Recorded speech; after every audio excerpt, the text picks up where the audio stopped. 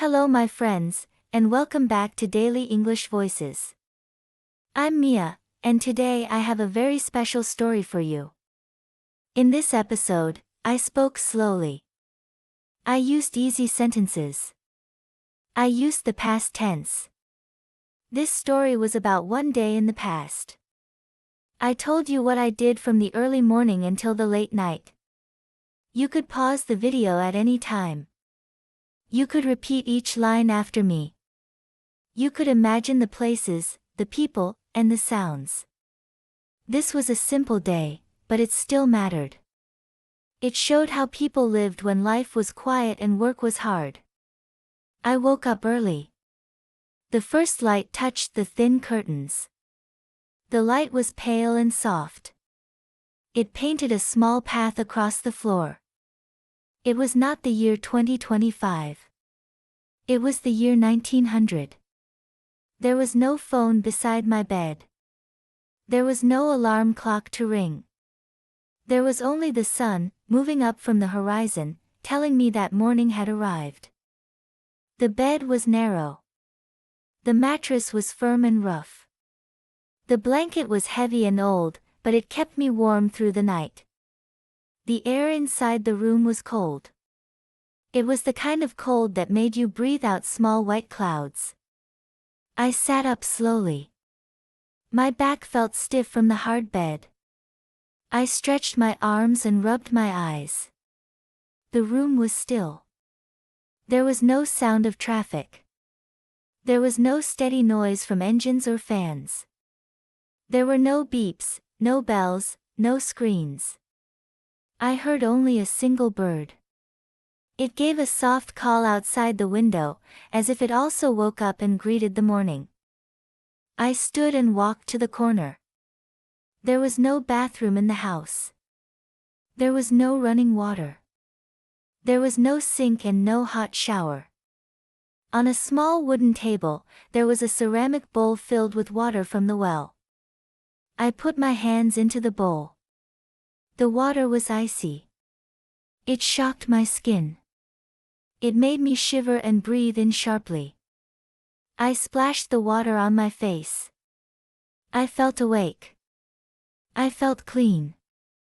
I also felt colder, but the cold helped my mind become clear. I dried my face with a rough towel. I looked at my clothes, folded neatly on a chair. I did not wear jeans or a t-shirt. Those modern clothes did not exist in my world.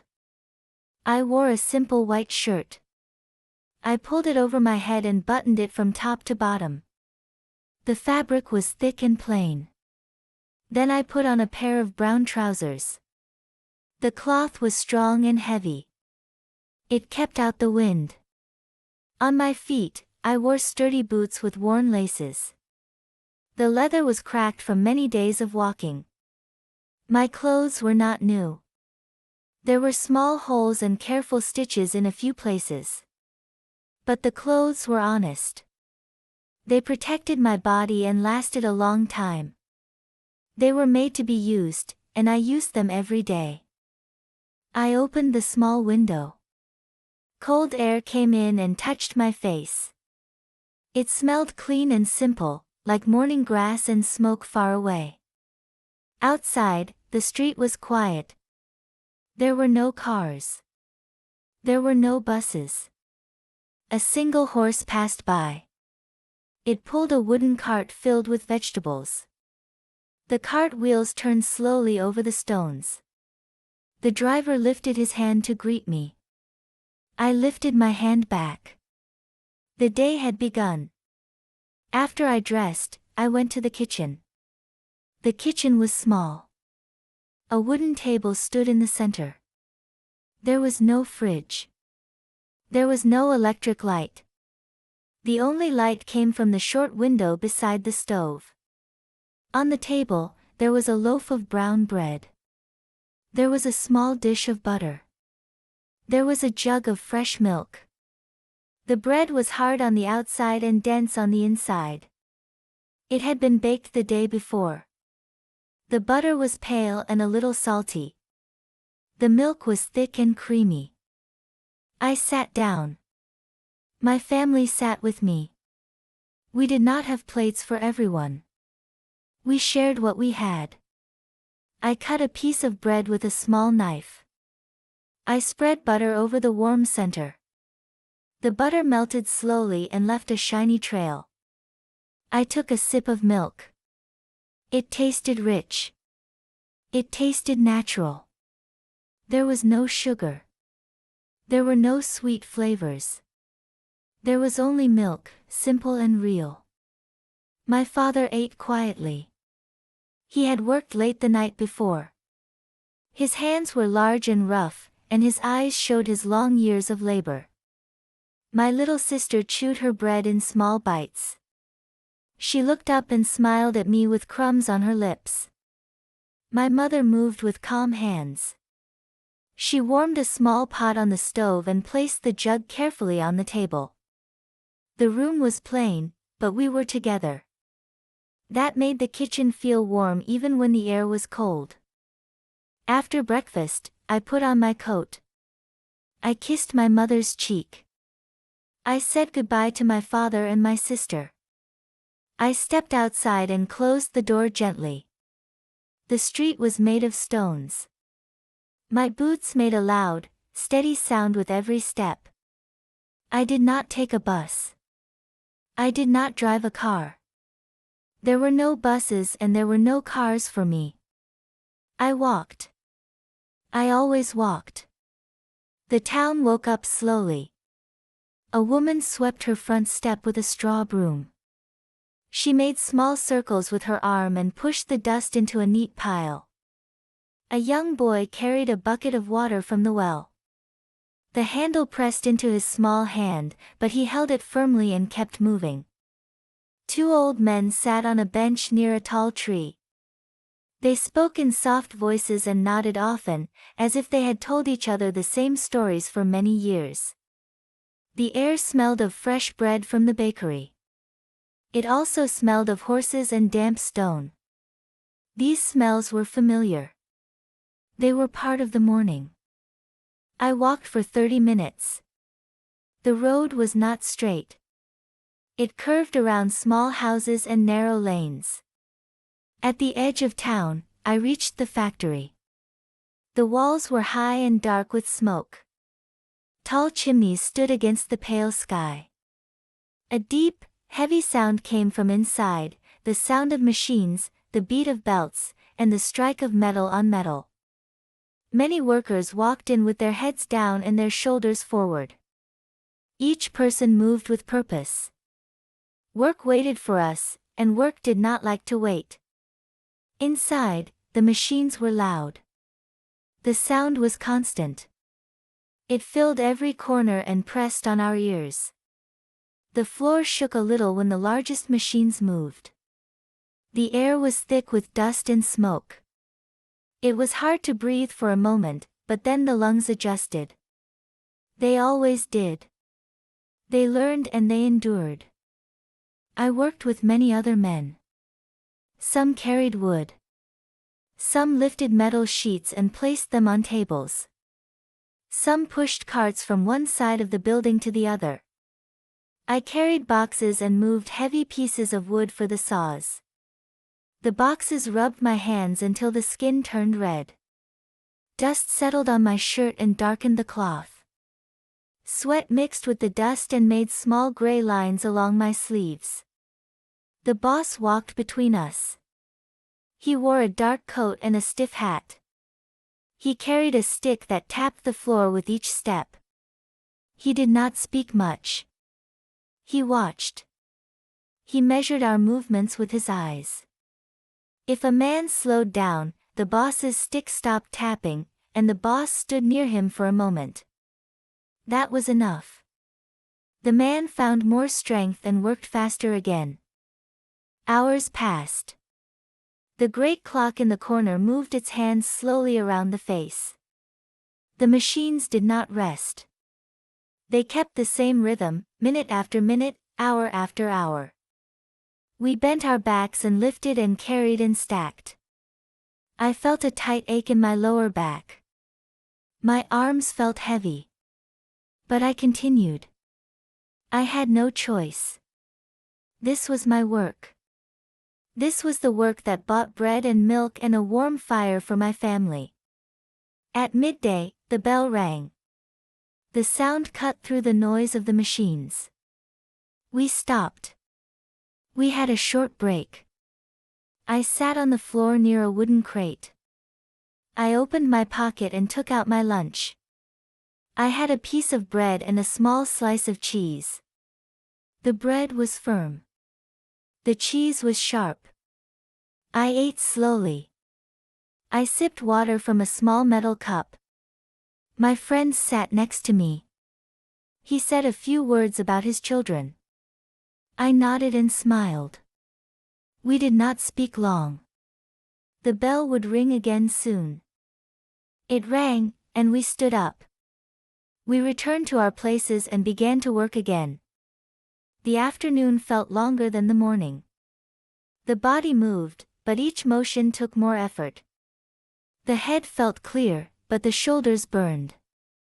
I kept a steady pace. I counted my steps. I counted each box.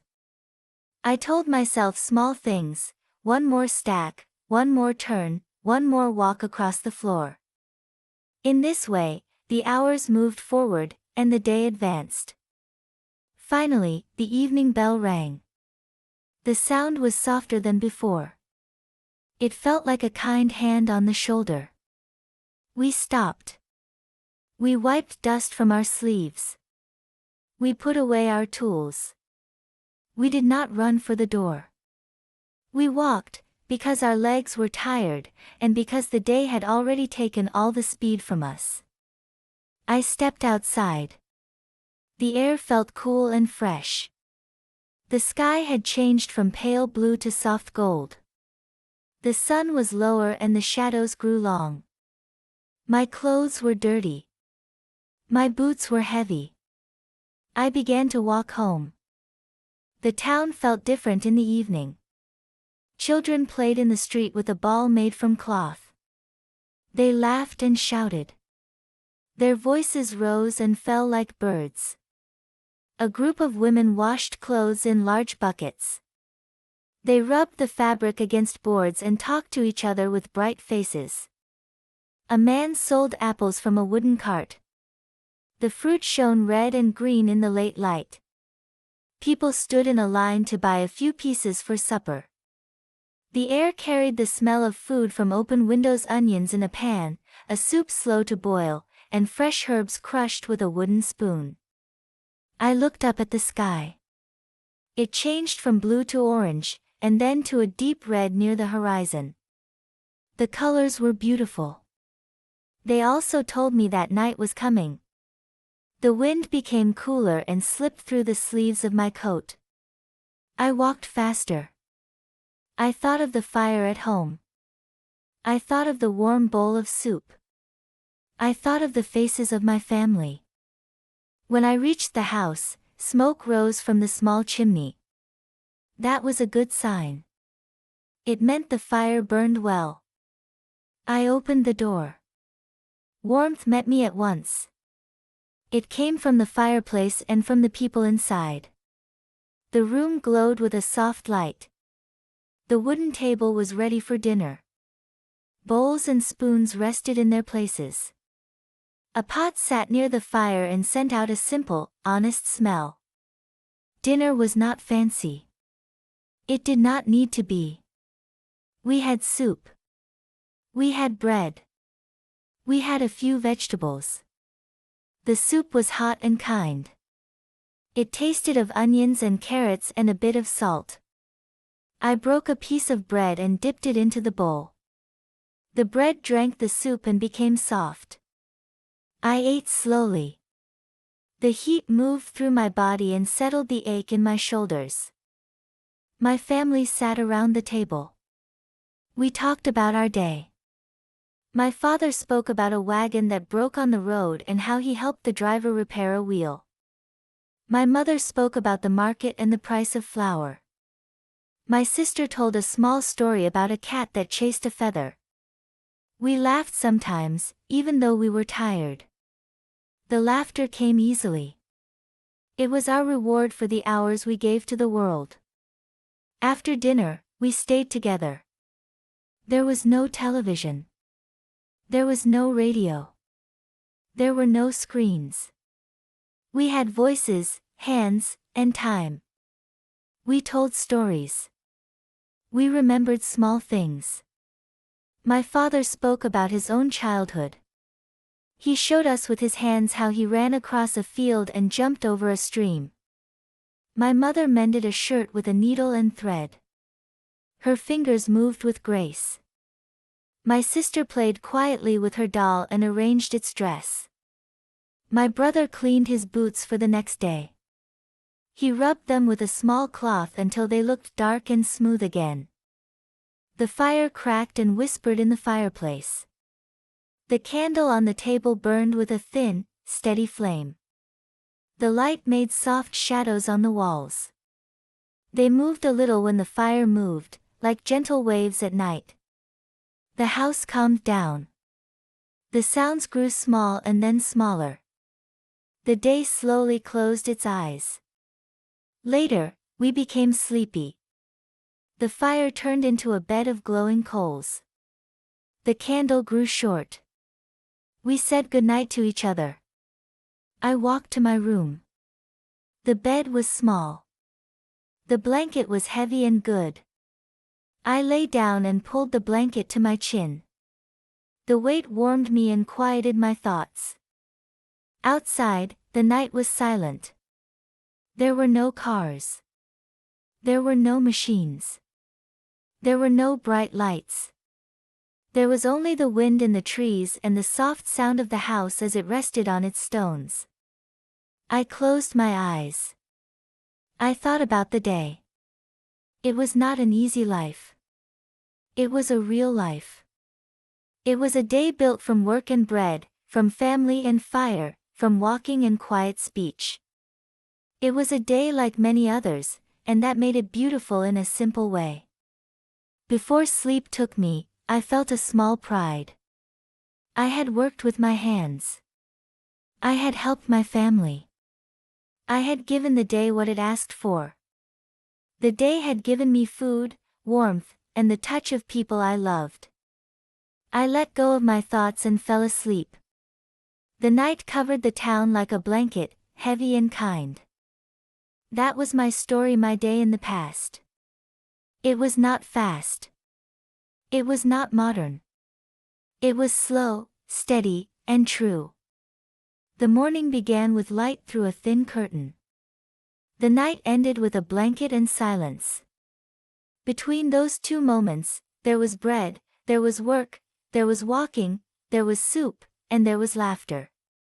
There were small things done with care. There were simple tools used with skill. There were tired bodies and peaceful hearts. Thank you, my friends, for listening to Daily English Voices. I hope this story helped you practice the past tense. I hope the slow pace and short sentences made the language clear. If you want, you can listen again and read along. You can repeat each line and feel the rhythm of English in your mouth. Learning took time, just like a day took time. But step by step, you moved forward. Until next time, keep learning, keep practicing, and keep believing in yourself. Goodbye for now.